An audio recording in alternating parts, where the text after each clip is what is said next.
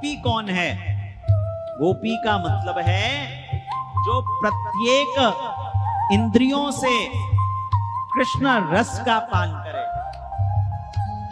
प्रत्येक इंद्रिया मतलब आंखों से केवल और केवल ठाकुर जी का दर्शन करे। कभी मन करे बिहारी जी का, कभी मन करे राधा वल्लभ का, कभी मन करे राधा श्याम सुंदर का, कभी मन करे राधा रमन लाल का, राधा दामोदर का। जो इन आंखों से सिर्फ ठाकुर जी का दर्शन करे वो गोपी है, चाहे वो इस दुनिया में कहीं भी क्यों नहीं रह रहे, है ना। अब ये नहीं कि इन आंखों से भगवान को देखने की बजाय तुम दुनिया के चलचित्रों को देखो। कहते हैं जिसने कर्णेंद्रियों को, जो इन कानों को सुनने में, गानों को सुनने की जगह, फिल्मी सॉन्ग को सुनने की जगह सिर्फ कृष्ण कथा को, सत्संग को, मंत्रों को श्रवण करने में जो लगाए वो गोपी है। यानी प्रत्येक इंद्रियों से, मुख से जो खाए वो खाए भैया ठाकुर जी का प्रसाद, भोग पाए।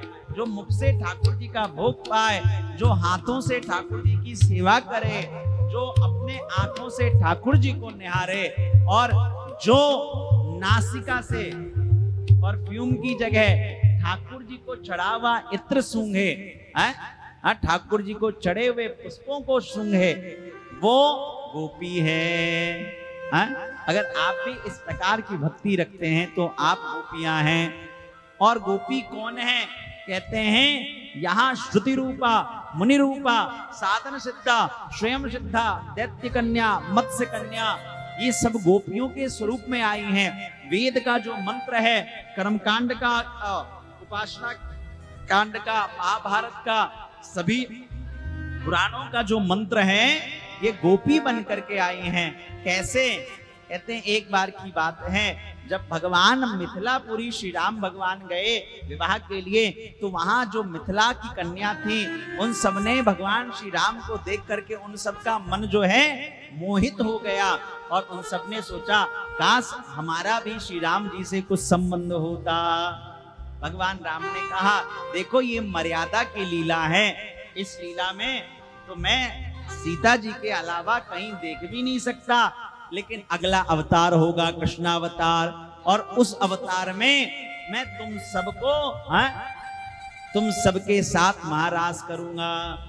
तो ये जो मैथिल कन्याएं थी यही कृष्णावतार में गोपी बन के आई।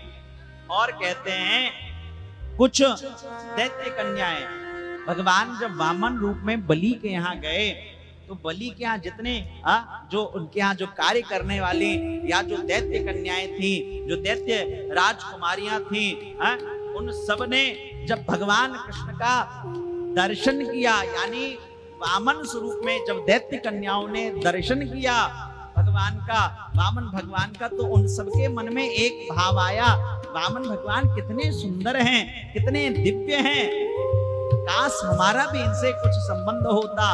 वामन भगवान ने कहा देखो ऐसा है, मैं यहाँ वामन बन के आया हूँ, ब्राह्मण बन के आया हूँ, इसलिए यहाँ ऐसी कोई लीला नहीं होगी, लेकिन आप सबके मन का जो भाव है एक दिन अवश्य पूरा होगा, और अगली बार कृष्णावतार में तुम सब गोपी बन के आना।